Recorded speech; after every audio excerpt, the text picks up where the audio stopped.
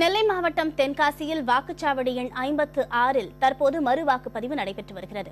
வாக்குப்பதிவு நிலவரம் குறித்த கூடுதல் விவரங்களை அங்குள்ள நமது செய்தியாளர் நாகராஜனிடம் கேட்கலாம். நாகராஜ், மறு வாக்குப்பதிவு என்ன நிலையில இருக்கு? தற்போது வரை எத்தனை சதவீத வாக்குகள் அங்கு பதிவாகி இருக்கு?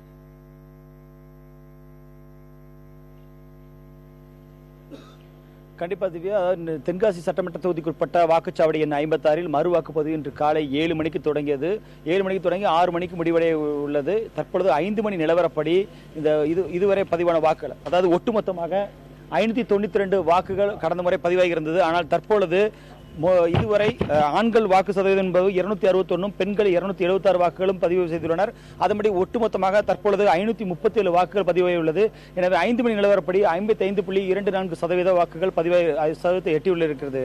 திவ்யா, நாகராஜ், இன்னைக்கு மறு வாக்குப்பதிவு நடைபெற்றிருக்கு. திங்கட்கிழமை அன்னைக்கு வாக்குப்பதிவுக்காக பல்வேறு வாக்காளர்களும் வெளியூர்களிலிருந்து வந்திருக்க வாய்ப்பு இருக்கு. அவங்க எல்லாம் வந்திருக்காங்களா? வாக்குப்பதிவு சுமூகமா நடைபெற்றிருக்கா? அங்க ஏதேனும் அசம்பாவிதங்கள் எதுவும் நடைபெறாமல் இருக்கிறதுக்காக பாதுகாப்பு எந்த அளவில் இருக்கு?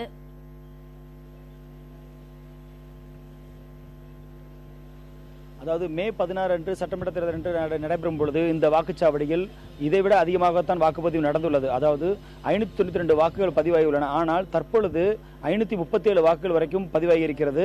இன்னும் 1 மணி நேரம், இன்னும் 45 நிமிடங்கள் இருக்கிறது இன்றைய வாக்குப்பதிவு முடிவதற்கு. இருந்தாலும் அன்றைய போல், அதாவது சட்டமன்ற தேர்தல் அன்று கூட மழை பெய்தது, தொடர் மழை பெய்து கொண்டிருந்தது. அந்த மழையை தாண்டி தான் அந்த மக்கள் வந்திருந்தார்கள், வாக்களித்தார்கள். ஆனால் இரண்டாம் கட்டமாக நடக்கக்கூடிய இந்த மறு வாக்குப்பதிவில் என்று பார்க்கும் பொழுது மக்கள் மிகப்பெரிய அளவில் ஒரு வரவேற்பு இல்லை என்று சொல்ல வேண்டும். ஒட்டுமொத்தமாக பார்க்கும்போது 972 ஓட்டுகள் இருக்கின்றன. ஆண்களுக்கும் பெண்களுக்கும் சமமான வாக்குகளை கொண்ட இந்த வாக்குச்சாவடி இது. ஆனால் பெரிய அளவில் ஒரு மக்களிடையே ஒரு ஆர்வம் இல்லை என்பதை இந்த தற்பொழுதைய பதிவாகியுள்ள வாக்குகள் காட்டுகிறது. இது வெளியூர் போனவர்கள் என்று சொல்ல முடியாது. இது ஒரு தொகுதிக்குட்பட்ட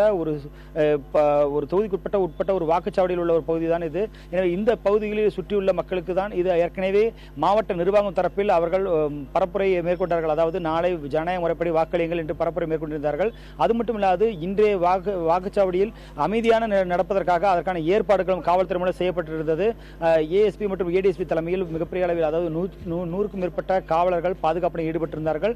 வாக்குச்சாவடி சுற்றிலும் 3 அடுக்கு பாதுகாப்பு ஏற்பாடு செய்யப்பட்டிருந்தது. எனவே தற்பொழுது வரை அமைதியான முறையிலே வாக்குப்பதிவு நடந்து வருகிறது. ஆனாலும் வாக்குப்பதிவில் தொய்வு ஏற்படுவதற்கு என்ன காரணம் என்று தெரியவில்லை. தற்பொழுது வரை ஒரு மதியத்திற்கு மேல் ஒரு மந்தமான சூழல் தான் நிலவுகிறது. நாகராஜ், பொதுமக்கள் யாரிடமாவது நீங்கள் பேச முயற்சித்தீர்களா? அவர்களின் பார்வை என்னவாக இருக்கிறது? மறு வாக்குப்பதிவுக்கு அந்த அளவுக்கு வரவேற்பு இல்லை அப்படின்னு நீங்க சொன்னீங்க. அவர்கள் சந்தித்த இடையூறுகள் என்ன? மறு வாக்குப்பதிவு நடைபெறுவதனால அரசாங்கத்திற்கு அல்லது தேர்தல் ஆணையத்திற்கு ஏற்பட்டிருக்கும் கூடுதல் செலவினங்கள் என்னவாக இருக்கக்கூடும்?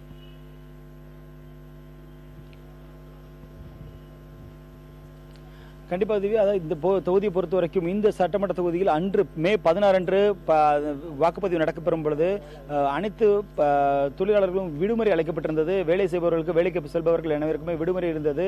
பள்ளி கல்லூரிகளுக்கும் விடுமுறை இருந்தது. ஆனால் இந்த முறை இன்று பொறுத்த வரைக்கும் அதற்கான அந்த விடுப்புகள் இல்லாததால் பல்வேறு நபர்கள், அதாவது வாக்காளர்கள் தங்கள் பணிக்கு சென்றார்களே தவிர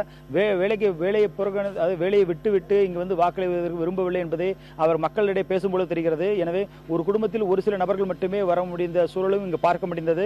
மற்ற நபர்கள் வேலைக்கு சென்றுள்ளதை காரணம் காட்டியார்கள். எனவே இந்த பகுதியில் இன்று விடுப்பு விடாததும் அது ஒரு காரணமாக சொல்லப்படுகிறது. அதனால்தான் மிக ஒரு தாமதமான ஒரு தொய்வான ஒரு வாக்குப்பதிவு ஏற்பட்டிருக்கிறது.